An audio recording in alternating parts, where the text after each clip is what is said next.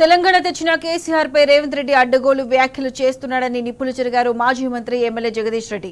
మంత్రులు చిల్లర దందాలు చేస్తున్నారని, ఇవాళ రాష్ట్రంలో మంత్రుల మధ్య కమిషన్ల పంచాయతీ నడుస్తోందని విమర్శించారు. తెలంగాణ సమాజం తలదించుకునేలా రేవంత్ భాష ఉందని ధ్వజమెత్తారు. పాలనా వైఫల్యం కప్పిపుచ్చుకునేందుకే రేవంత్ తిట్ల దండకమని మండిపడ్డారు.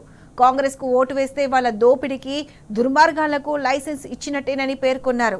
అంతకు ముందు సూర్యాపేట 7వ వార్డులో ఎన్నికల ప్రచారం నిర్వహించిన ఆయన మున్సిపల్ ఎన్నికల్లో కాంగ్రెస్ కు కరాలని పిలుపునిచ్చారు. దొంగ మాటలతోని 2 లక్షల రుణమాఫీ చేస్తామని, 15,000 రైతు బంధు వేస్తామని, 2,500 నెల నెలకు ఆడోళ్ళకి ఇస్తామని, తులం బంగారం అని, 2 లక్షల ఉద్యోగాలని వాళ్ళు ఇచ్చిన 420 హామీలు ఇచ్చారు. 10 మంది నమ్ముతారు కదా. వాళ్ళు నమ్మిర్రు, అమాయకంగా రూరల్ ప్రాంతంలో ఓట్లు వేసారు. వాళ్ళు అనుభవిస్తున్నారు. రైతు బంధు ఇచ్చుడు కాదు, కొత్తగా పెంచుడు కాదు, ఇప్పటికీ 4 సార్లు రైతు బంధు ఎగ్గొట్టాడు దుర్మార్గుడు. 4 సార్లు రైతు బంధు ఎగ్గొట్టి రైతుల ఉసురు పోసుకుంటున్నాడు.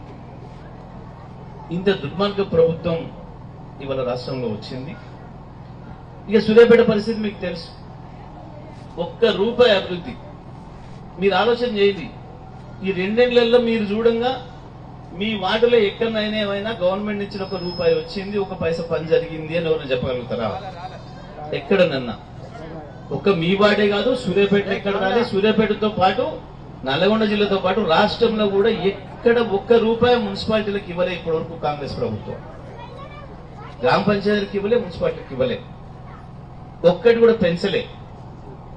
కేసీఆర్ ఇచ్చినవే ఎగ్గొట్టిండ్రు. రైతు బంధు 4 సార్లు ఎగ్గొట్టిండ్రు. కేసీఆర్ కి టాపిండ్రు.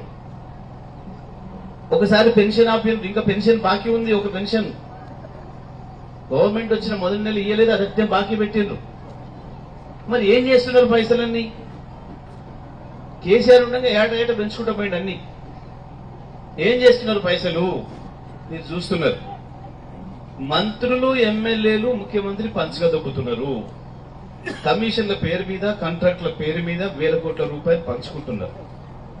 పంచుకుంటున్నారని నేనేం అబద్ధం చెప్తలే, నేనేం ఆరోపణ చేస్తలే. వాళ్ళే పంచాయతీ పెట్టి కొట్టుకుంటున్నారు మంత్రులు, ఎమ్మెల్యేలు. ఇక ముఖ్యమంత్రి అంటే వాడు ఉన్నాడు, రోత మనిషి. ముఖ్యమంత్రిని చెప్పుకోవడానికే సిగ్గుపోయేటట్టుంది. మన తెలంగాణ సిగ్గుపోయేటట్టుంది. భాష మాట్లాడితే ఏమన్నా పద్ధతి ఉంటుందా? సోయి తప్పి మాట్లాడుతున్నాడు. కేసీఆర్ నువ్వంటే సాగు కొడతా అంటాడు, బొంద పెడతా అంటాడు, నోటికి వస్తే ఆరే పోరే అని మాట్లాడతాడు. నేను కూడా అనొచ్చు, వాడి స్థాయి ఎంత, వాడెంత. కేసీఆర్ కాలు గోటికి సరిపడు వాడు, కేసీఆర్ కూర్చుని దాన్ని వచ్చి కూర్చున్నాడు, వాడెంత నేను కూడా అనొచ్చు. కానీ నేను అనడం లేదు. నాకు సంస్కారం ఉంది, నాకు విజ్ఞత ఉంది. కేసీఆర్ మాకు మంచి మాట్లాడడం నేర్పండి. కానీ ఆయన నేర్పిన భాష, ఆయన గురువులు అటువంటి దుర్మార్గులు. ఆయన గురువులంతా అక్కడ ఉన్నారు ఆంధ్రలో. అందుకనే అంత కంపు మాటలు వస్తాయి, కంపు నోరు. ఇవాళ ఆ ముఖ్యమంత్రి మాటలకు చెప్పుతో కొట్టినట్టు ఉండాలన్నా తప్పకుండా మీరు ఇక్కడ కారు గుర్తుకు ఓటేయాలి, ప్రవీణ్ గెలిపేయాలి.